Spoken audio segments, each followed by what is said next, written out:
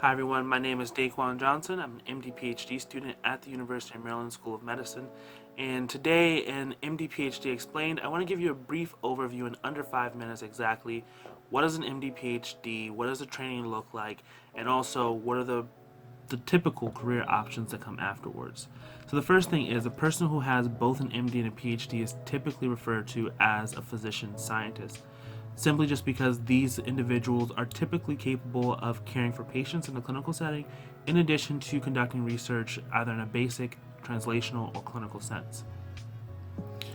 And to do this, they must complete both medical school and graduate school to attain both doctorate degrees.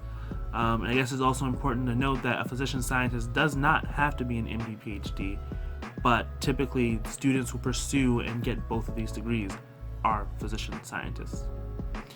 The AAMC says that the MD PhD dual career is a busy, challenging, rewarding, and offers opportunities to do good for many people by advancing knowledge, developing new treatments for diseases, and pushing back the boundaries of the unknown, which sounds super cool to me.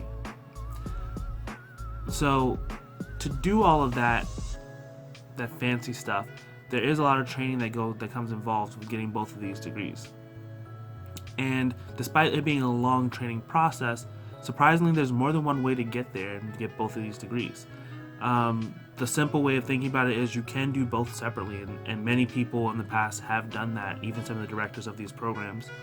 Some of them have actually completed their PhDs first, and then after their PhDs and their postdocs, they've actually went to medical school, gotten clinically relevant information, and became physician scientists that way. It's very common for some surgeons now to go through medical school, get their training, go into their residencies, and during their research years, realize they really enjoy research and then pursue a PhD during the residency and then end up as physician scientists that way.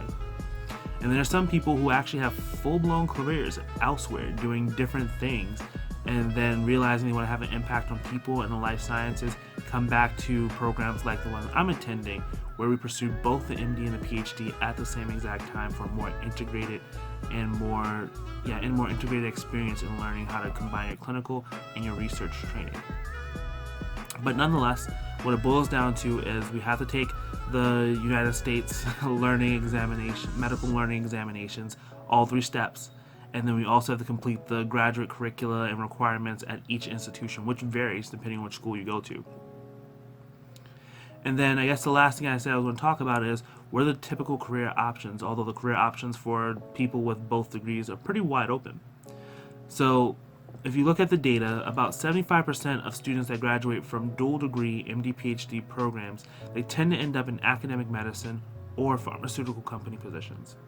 This typically kind of comes into the fact that most of these students, when they pursue their PhDs, are very science heavy in general, so usually relating to life science, usually relating to diseases, chemistry, pharmacology, physics, or things that kind of lend itself well to the academic medicine and pharmaceutical company environment. While there are some students who actually do PhDs in other things like policy and things like that, some students can go off into policy and help with public policies and things like that.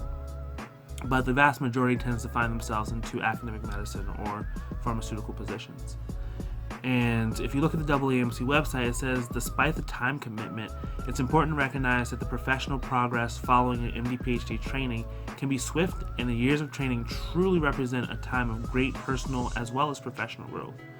And the MD PhD graduate is unique within medical educations because guess what? We only represent 3% of the graduating medical school class in the United States.